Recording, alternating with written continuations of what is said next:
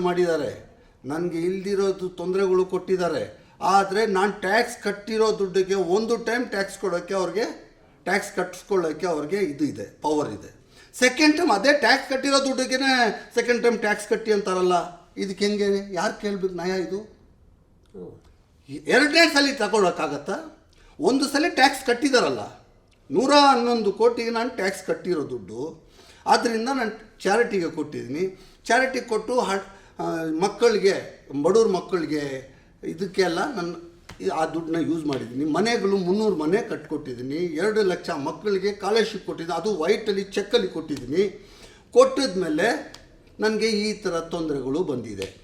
ಇವಾಗ ಟ್ಯಾಕ್ಸ್ ಕಟ್ಟಿರೋ ದುಡ್ಡಕ್ಕೆ ಇನ್ನೂ ಒಂದು ಟೈಮ್ ಟ್ಯಾಕ್ಸ್ ಕಟ್ಟಿ ಅಂತಾರಲ್ಲ, ಎಂಥ ಬೇಕು ಫಿರ್ತಾನೋ.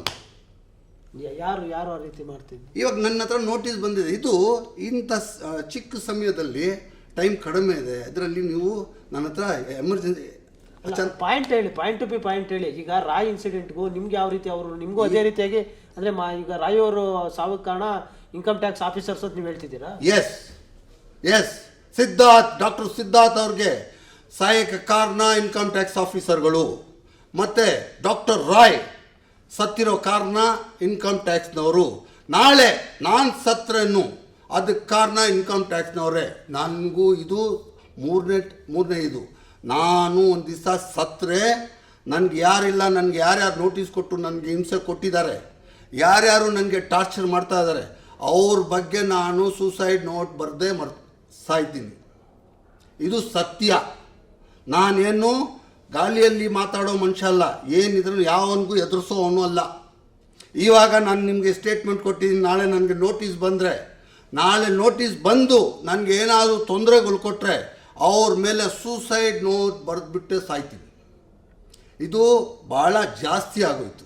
ಅಂದರೆ ನೀವು ಅಷ್ಟು 100% ರೀತಿಯಲ್ಲಿ ಹೇಳ್ತಾ ಇದ್ದೀರಾ. ಈಗ ರಾಯ್ ಅವರ ಸಾವಿಗೆ ಇನ್ಕಮ್ ಟ್ಯಾಕ್ಸ್ ಆಫೀಸರ್ ಯಾವ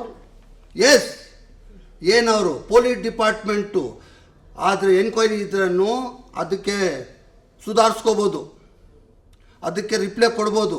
ಇನ್ಕಮ್ ಟ್ಯಾಕ್ಸ್ ಟಾರ್ಚರ್ನ ತಡ್ಕೊಳ್ಳೋಕ್ಕಾಗಲ್ಲ. ಅವ್ರು ಏನು ಹೇಳ್ತಾರೆ ಗೊತ್ತಾ, ಅಸೆಸ್ಮೆಂಟ್ ಆಗಿರುತ್ತೆ, ಅಸೆಸ್ಮೆಂಟ್ ಆಗಿ 30 ವರ್ಷದ್ದು.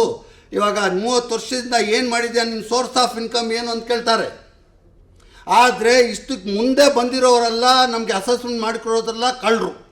ಇವಾಗ ನೋಟಿಸ್ ಕೊಡೋವರೇ ಇವಾಗ ಅವರೇ ಟ್ಯಾಲೆಂಟೆಡ್ ಆಫೀಸರ್ಸು ಅಂತ ಅಲ್ಲ. ಏನು ಒನ್ ಟೈಮ್ ಡಿಕ್ಲೇರ್ ಆಯಿತು, ಒನ್ ಟೈಮ್ ಅಸೆಸ್ಮೆಂಟ್ ಆಯಿತು, ಕ್ಲೋಸ್. ಸೆಕೆಂಡ್ ಟೈಮ್ ಅದನ್ನು ರೀಓಪನ್ ಮಾಡೋಕ್ಕೆ ಬರುತ್ತಾ?